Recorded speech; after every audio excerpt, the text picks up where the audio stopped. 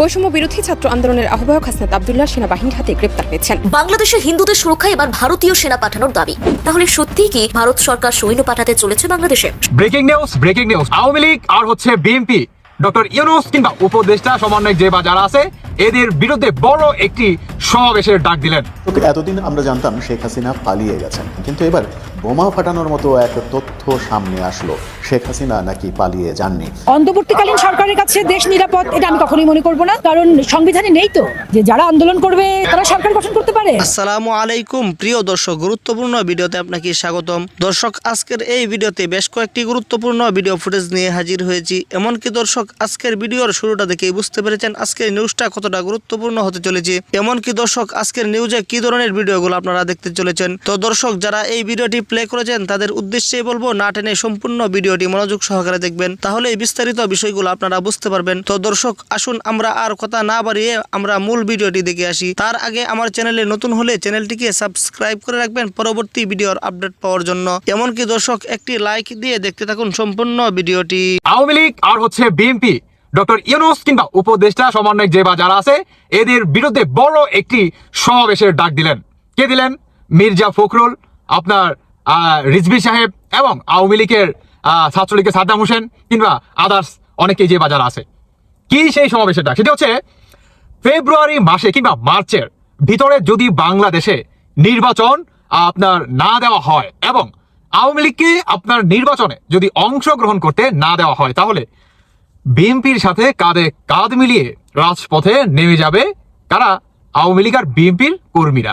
তাহলে সমন্বয়ককারী এবং ডক্টর ইউনূস এদেরকে কি আপনার ট্যাগেল দিতে পারবে বা থামাতে পারবে? আপনি যদি দেখেন, আমাদের বাংলাদেশে সবচেয়ে বড় দল হচ্ছে দুইটা, একটা হচ্ছে আওয়ামী লীগ আর একটা হচ্ছে বিএনপি। এখন বিএনপি কি করলো?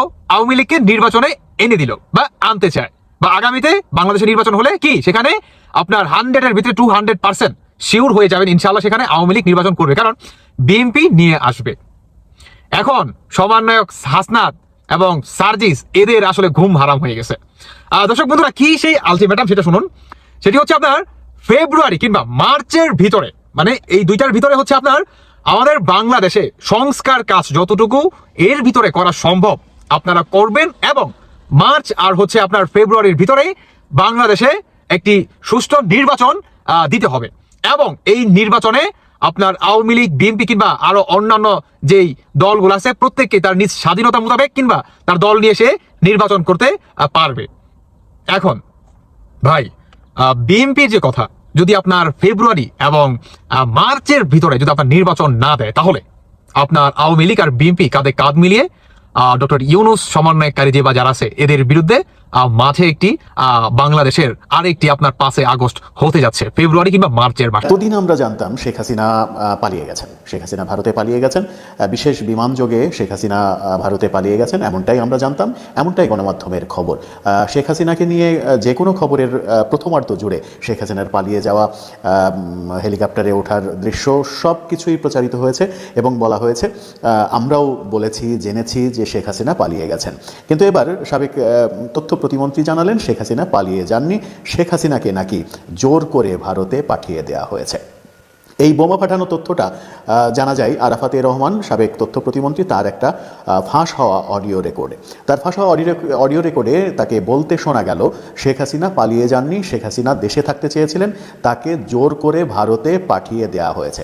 তাহলে তাকে কি বন্দুকের মুখে জোর করে বিমানে তুলে ভারতে পাঠিয়ে দেওয়া হলো? কি বলতে চাইলেন আরাফাতে রহমান? আরাফাতে রহমান মূলত বলতে চাইলেন যে 3 তারিখ থেকে 4 তারিখ এই 2 দিনের মধ্যে শেখ হাসিনা বহুবার বলেছেন যে তিনি ক্ষমতা ছেড়ে দেবেন, ক্ষমতা ছেড়ে দিয়ে তিনি টুঙ্গিপাড়ায় চলে যাবেন, টুঙ্গিপাড়ায় অবসর জীবনযাপন করবেন। এরপরে যে সরকার আসবে সেই সরকারের কাছে তিনি ক্ষমতা হস্তান্তর করে তিনি টুঙ্গিপাড়ায় চলে যাবেন। তিনি আর ক্ষমতা চালাতে চান না, যেটা ভালো হয় দেশের জন্য সেটা জনগণ করুক, এমনটাই তার ভাষ্য ছিল।